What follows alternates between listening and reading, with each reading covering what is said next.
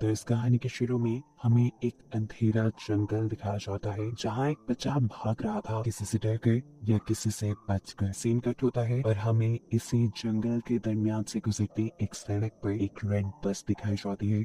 थोड़ी ही आगे जाने पर इस बस को एक दरख्त की वजह से अपना रास्ता ब्लॉक मिलता है, इसलिए इस बस ने एक दूसरा रूट ले लिया। ये जाने बगैर कि आगे कोई खतरा भी हो सकता है। वहाँ पर हम कुछ स्केलेटन भी देखते हैं और आगे जाने पर सारे दरख्त भी इर्द गिर्द से खत्म हो चुके थे। अचानक ही धुंध ने चारों तरफ से उन्हें घेर लिया था। बस में बैठे हुए बच्चे भी डर कर बाहर रोड की तरफ देखते हैं, क्योंकि एकदम से ही ड्राइवर को बस रोकनी पड़ी थी। उसने नीचे उतर के देखा तो सामने एक मरा हुआ हिरन था, जिसे वो ठिकाने लगाते ही जैसे ही पीछे मुड़ा तो एकदम से शॉक रह गया। अगले ही मिनट जब वो बस में दोबारा चढ़ा तो हमने देखा कि उसके पीछे कोई आदमी था जिसने बस ड्राइवर को गन पॉइंट पे लिया हुआ था। वो सब बच्चों को भी धमकी देकर अपनी सीट्स पर बैठने को कहता है। सभी उसकी बात मानने लगे और एकदम से इसी बस में बैठे हुए एक बच्चे को याद आया कि उसने न्यूज में इस आदमी के बारे में पढ़ा था। वो एक सीरियल किलर था और अभी कुछ ही दिन पहले जेल से भागा था। सिर्फ यही नहीं, डरा देने वाली बात ये भी थी कि ये आदमी सिर्फ टीनेजर्स को ही मारा करता था। ये कह लें कि वो एक साइकोपैथ है। इस आदमी के कहने के मुताबिक ये लोग सब करते रहे। इन्होंने अपने फोन भी विंडो से बाहर गिरा दिए और ड्राइवर अपनी बस चलाता रहा। और चलते हुए ड्राइवर ने एक और साइन बोर्ड मिस कर दिया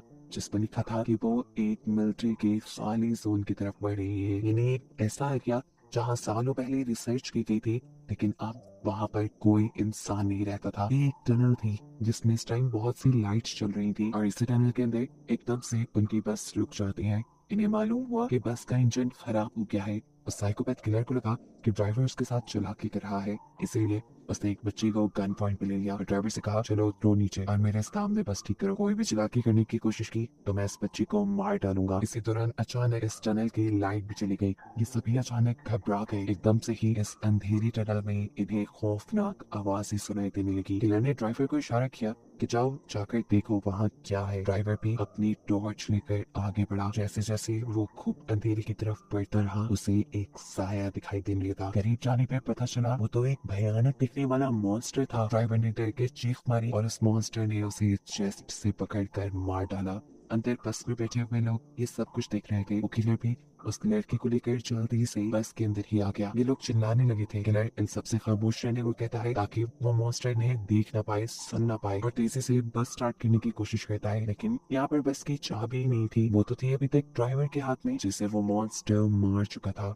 वो इन बच्चों को काम देता है ड्राइवर के हाथ से चाबी लाने का। एक लड़की जैसे ही चाबी लाने के लिए डरते डरते ड्राइवर के पास पहुंची तो उसे देखकर वो शॉक रह गई। वो मर चुका था। लड़की को यकीन नहीं आ रहा था। हमसे उसके आंसू निकलने लगे, लेकिन ये रोने का वक्त नहीं था। उसने एहतियात से ड्राइवर के हाथ से चाबी ली और बस में वापस आ गई। बस में बैठ कर भी उसकी हालत अजीब थी। बाकी बच्चे जब उससे ड्राइवर के बारे में पूछते हैं तो वो नाम ही सही हिला देते हैं, क्योंकि अब वो जिंदा नहीं रहा था। ये सुनकर ये सब बच्चे भी दुखी हो गए। यहाँ भी किलर रजनी नाम के लड़के को बस स्टार्ट करने को कहता है, लेकिन बस तो खराब थी, कैसे स्टार्ट होती। उसने धमकी देता है कि अगर तुमने बस स्टार्ट ना की तो मैं इन सबको मार दूंगा। नीगर का भी बाकियों से काफी जोशीला था। बिना डरे वो उल्टा इस किलर से ही बहस करने लगता है, पर मौका पाते ही पीछे से एक बच्चा उसे धक्का दे देता है। वो नीचे गिरा तो रजनी एकदम से उसके हाथ से गन छीन ली और फिर उसी के ऊपर पॉइंट कर दी। ये देखकर वो किलर हंसने लगा और उसने बोला, तुम नहीं मुझे मार सकती। अरे मारने के लिए बहुत हिम्मत चाहिए होती है जो तुम्हारे में नहीं है। इससे पहले कि ये बच्चा कुछ कहता,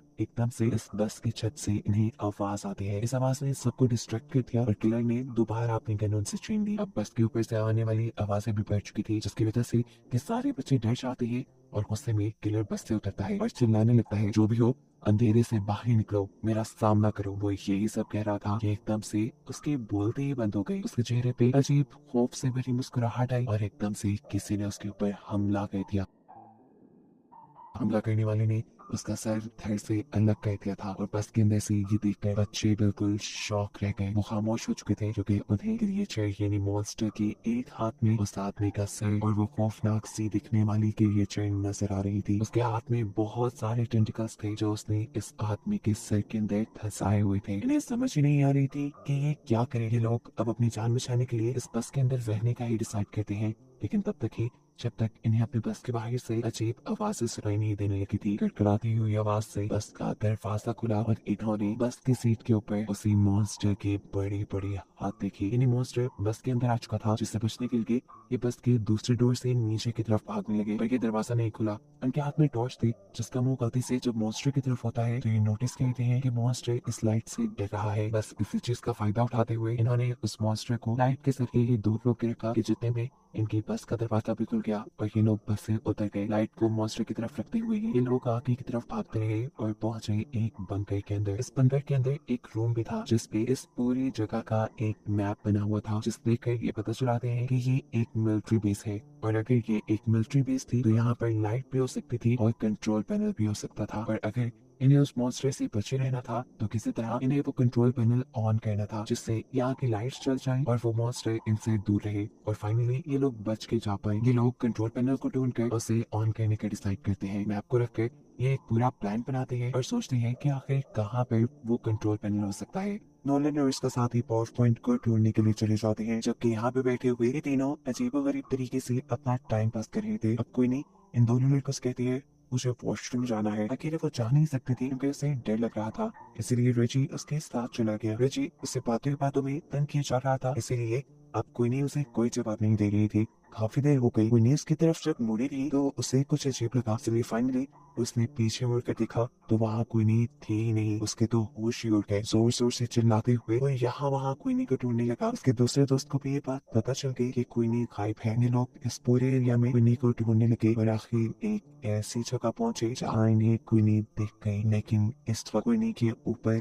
एक मॉन्स्टर था, एक भयानक मॉन्स्टर जो बस कोई नहीं को गर्दन पे काट कर खाने वाला था। कोई नहीं की अपनी हालत तो जैसे बेहोशों की तरह हो गई थी। यहाँ पर रेजी उस मॉन्स्टर को फायर दिखाकर उसे डिस्ट्रैक्ट करता है, जबकि उसका दूसरा दोस्त उसके नीचे से क्वीनी को निकालने में कामयाब हो गया। क्वीनी और वो दोनों तेजी से आगे की तरफ बचकर भागने लग जाते हैं। ये सोच पके कि रेजी तो उनके पीछे है ही नहीं। असल में लड़की के हाथ से मिसाइल इस मॉन्स्टर ने गिरा दी थी और वो नीचे पानी में गिर कर बुझ गई। और अब मॉन्स्टर बस उसके ऊपर हमला करने ही वाला था। उसके मुंह से अजीब सी चीजें निकल कर रेजी के मुंह पे गिर जाती है और ये खून था। क्वीनी और उसके दोस्त ने आकर जब रेजी को देखा तो उनके होश ही उड़ गए। ये लोग तो कुछ कर भी नहीं सकते थे और इससे पहले कि ये मॉन्स्टर रेजी को खा जाता एकदम से यहाँ लाइट आ जाती है, जिसकी वजह से मॉन्स्टर डर कर रेजी को छोड़कर चला जाता है। और ये लोग समझ जाते हैं कि इनके दोस्तों को आखिर जनरेटर मिल ही गया। यहाँ नोलन और उसके साथी जिन्होंने ये जनरेटर ढूंढकर ऑन किया था, उन्हें ही पास में एक कमरा मिला जिसमें एक डेड बॉडी पड़ी हुई थी और साथ ही बहुत सारी पिक्चर और नोट्स भी थे। इन नोट्स में सिर्फ इसी क्रिएचर के बारे में इंफॉर्मेशन थी। ऐसा लग रहा था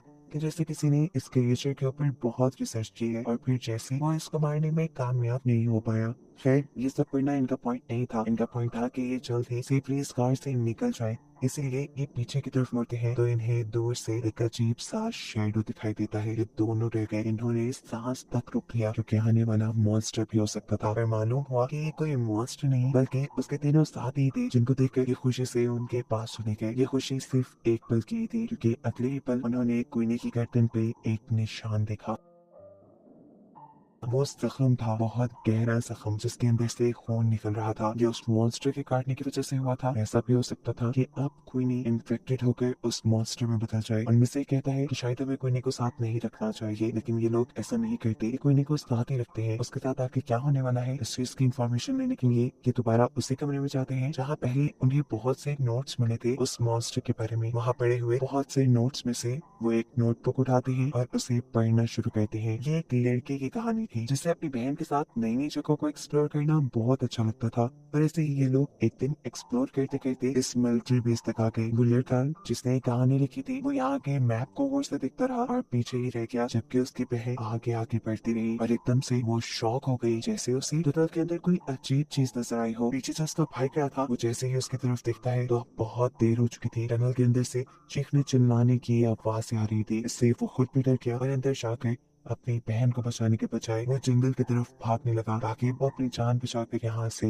जा सके। ये वही सीन है जो हमने मूवी के स्टार्ट में देखा था। इस टाइम ये बच्चा तो यहाँ से चला गया, लेकिन अब उसके दिमाग में ये इंसिडेंट रह गया था। उसके दिल में ये बात रह गई थी कि उसकी लापरवाही की वजह से उसकी बहन मारी गई, और अब वो उस चीज से बदला लेना चाहता था जिस चीज ने उसकी बहन को मारा था। सालों गुजरने के बावजूद भी वो कुछ नहीं भूल पाया। उसने इस मॉन्स्टर के ऊपर रिसर्च की, उसके बारे में एक एक चीज पता चलाई, और फिर प्लान किया कि कैसे वो इस मॉन्स्टर को मार सकता है। उसने मॉन्स्टर को मारने के लिए एक मशीन तक बना डाली थी, लेकिन इससे पहले कि वो मॉन्स्टर को मार पाता, उसकी बुरी किस्मत के मॉन्स्टर ने उसके यहाँ होने का पता चला लिया और उसे ही मार डाला। उसी के बनाए नोट से ये लोग ये भी पता चला पाते हैं कि वो मॉन्स्टर जिसके ऊपर हमला कर लेता है या जिसका खून चख लेता है, उसे मार कर ही रहता है। और अब क्वीनी के ऊपर बहुत ज्यादा खतरा था। ये लोग फैसला करते हैं कि क्वीनी को बचाने के लिए ये लोग लड़ेंगे। उस आदमी ने जो काम शुरू किया था उसे ये लोग पूरा करेंगे, उसकी मशीन को ये लोग कंप्लीट करेंगे और उस मॉन्स्टर को मार देंगे। लेकिन क्वीनी आ कहती है नहीं, मेरी वजह से कोई अपने आप को खतरे में नहीं डालेगा। लेकिन उसके सारे ही दोस्त अच्छे थे, वो कहते हैं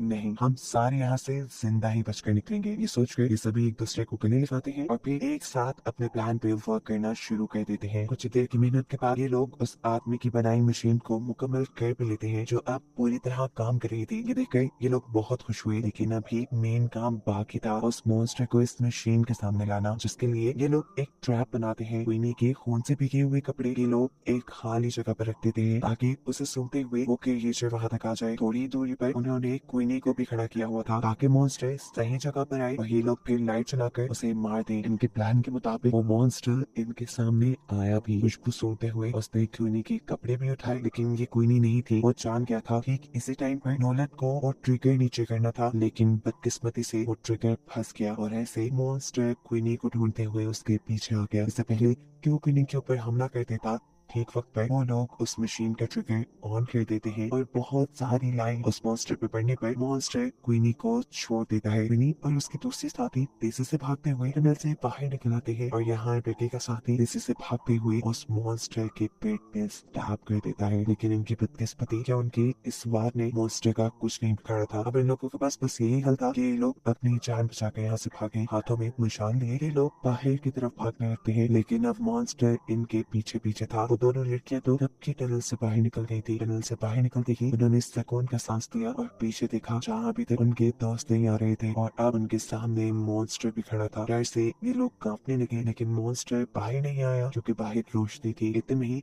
पीछे हम उन तीनों लड़कों को भी देखते हैं जो अब इस मॉन्स्टर के करीब आकर नीचे से उसे आग लगाकर टनल से बाहर आ गए। वो मॉन्स्टर आग में जल गया और फाइनली इनका प्लान सक्सेसफुल रहा। इन्होंने उस मॉन्स्टर को मार दिया था। इन सब की जान बच गई थी, ना सिर्फ अपने लिए, इन्होंने यहाँ आने वाले आगे सभी लोगों के लिए खतरा खत्म कर दिया था। इसीलिए ये बहुत खुश थे। कहानी के आखिरी सीन में ये बच्चे अपने ड्राइवर को याद करते हैं जिसने इनसे एक पहेली पूछी थी कि वो ऐसी क्या चीज है जो हर मुसीबत से हमें बाहर निकाल देती है। उस टाइम तो इन्हें इस पहेली का जवाब नहीं आया था, लेकिन अब ये लोग समझ गए थे कि वो चीज हिम्मत है जो किसी भी इंसान को किसी भी मुश्किल से बाहर निकाल देती है। बढ़ते हुए भी ड्राइवर इन्हें बहुत बड़ा सबक दे चुका था जो इनकी लाइफ में बहुत काम आने वाला था। और बस यही बताते हुए कहानी यहाँ खत्म हो जाती है।